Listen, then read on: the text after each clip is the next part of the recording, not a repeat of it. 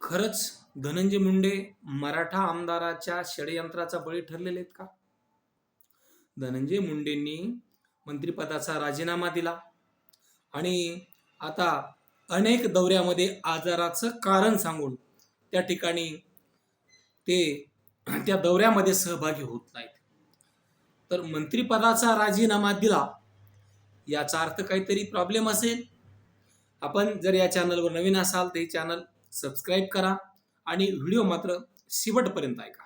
आपल्याला काही वाटलं तर कमेंट जरूर करा, कारण या ठिकाणी मराठा आमदार हे धनंजय मुंडेचं खच्चीकरण करत असल्याचा गंभीर आणि थेट आरोप या वकिलानं केलेला आहे. या वकिलाला राष्ट्रीय स्वयंसेवक संघानं नागपूरच्या दसरा मेळाव्यात प्रमुख पाहुणे म्हणून बोलावलं होतं.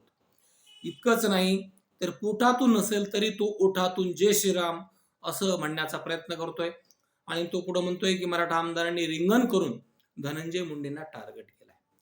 एका वृत्तवाहिनीच्या मुलाखतीत त्यानं हा आरोप केलाय आणि त्यांना असं म्हटलेलं आहे की धनंजय मुंडे हे भटक्या विमुक्त समाजातून येतात.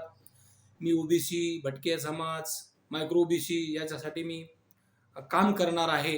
त्यांना कोणाला कमी लेखू देणार नाही आणि शेवटच्या श्वासापर्यंत या माझ्या लाडक्या भावासाठी, ओबीसीसाठी मी लढणार असल्याचं त्यानं म्हटलेलं आहे. तो पुढे असं म्हणतो की पाटलाच्या घरी एखादं लेकरू जन्माला आलं की त्याचा राव होतो आणि एखाद्या लोहाराच्या घरी आलं, चांगलं नाव असलं तरी त्याला गण्या म्हणतात आणि तिकडे त्याला गणेशराव होत होतो. तर जर एखाद्याला म्हणजे काविळच झाला असेल तर त्याला जग पिवळं दिसणार. जशी सृष्टी म्हणजे जशी दृष्टी तशी सृष्टी असं या ठिकाणी म्हणता येईल. आणि मुंडेंना टार्गेट करण्याचं काम झालेलं नाही असं स्पष्टीकरण आमदार प्रकाशदादा सोळंके यांनी केलेलं आहे आणि त्यांनी या वकिलानं केलेल्या आरोपाचं खंडन केलेलं आहे.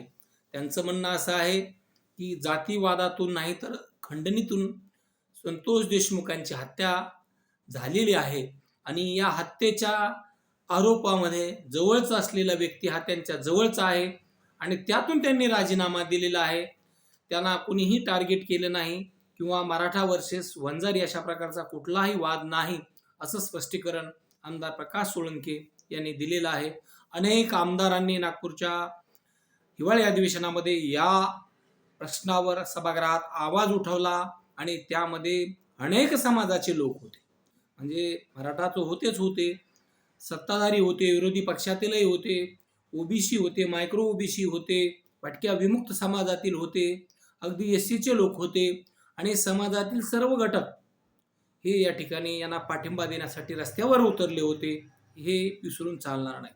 उचलून जीभ टाळाला लावणं सोपं असतं, परंतु विनाकारण विद्वेष फैलवायचा, विनाकारण दूषित वातावरण तयार करायचं असं काहींना सवय या ठिकाणी असते.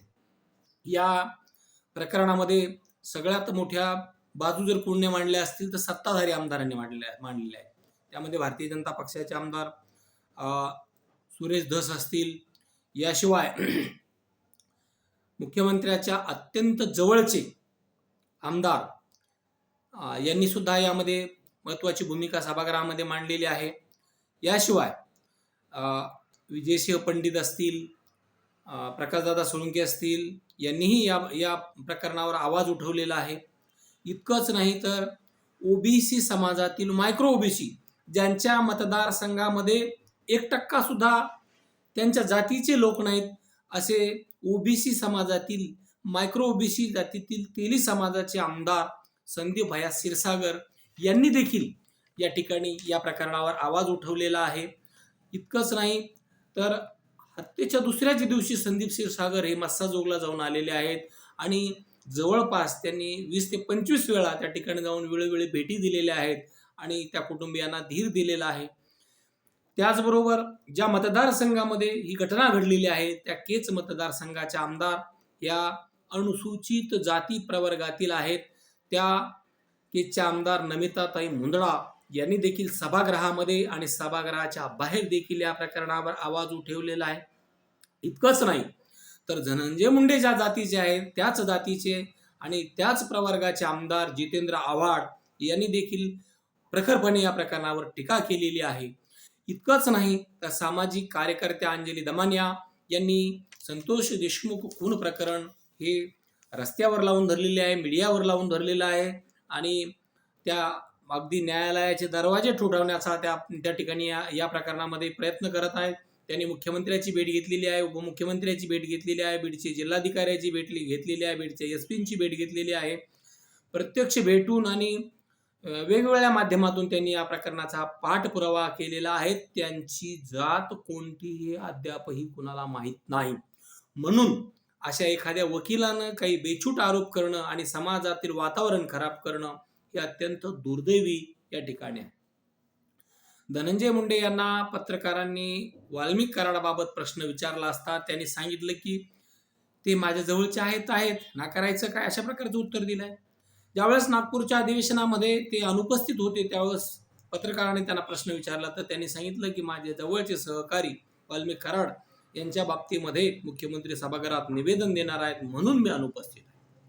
म्हणजे ते जवळचे आहेत हे नाकारत नाहीत. इतकंच नाही तर संघर्ष कन्या लोकनेत्या पंकजाताई मुंडे यांनी भगवानगडाच्या दसरा मेळाव्यामध्ये या ठिकाणी असं म्हटलं होतं की धनंजय मुंडे यांचं पान ज्यांच्याशिवाय हलत नाही ते वाल्मिक कराड. आणि वाल्मिक कराड आणि धनंजय मुंडे यांचे व्यवहार एकत्र आहेत, सातबारे एकत्र आहेत. जगमित्र कार्यालय जे आहे धनंजय मुंडेचं जनसंपर्क कार्यालय त्याचा कारभार हा वाल्मिक कराडनं सांभाळलेला आहे. खंडणीची बैठक जगमित्र कार्यालयातच झाल्याचा CDR पुरावा विशेष सरकारी वकील उज्ज्वल निकम यांनी न्यायालयात सादर केलेला आहे. धनंजय मुंडेंचं नाव तर अनेक घोटाळ्यात या ठिकाणी चर्चेत झालेलं आहे. पीक विमा घोटाळा असेल, ऑफिस ऑफ प्रॉफिट असेल, निवडणुकीमध्ये माहिती दडवल्याचा आरोपातली याचिका छत्रपती संभाजीनगर आणि परळीच्या न्यायालयामध्ये असेल, कौटुंबिक हिंसाचार प्रकरणामध्ये असेल, कृषी साहित्य खरेदीचा घोटाळा असेल, त्याच्या संदर्भात नागपूर खंडपीठ याचिका असेल, अशा अनेक गोष्टी आहेत.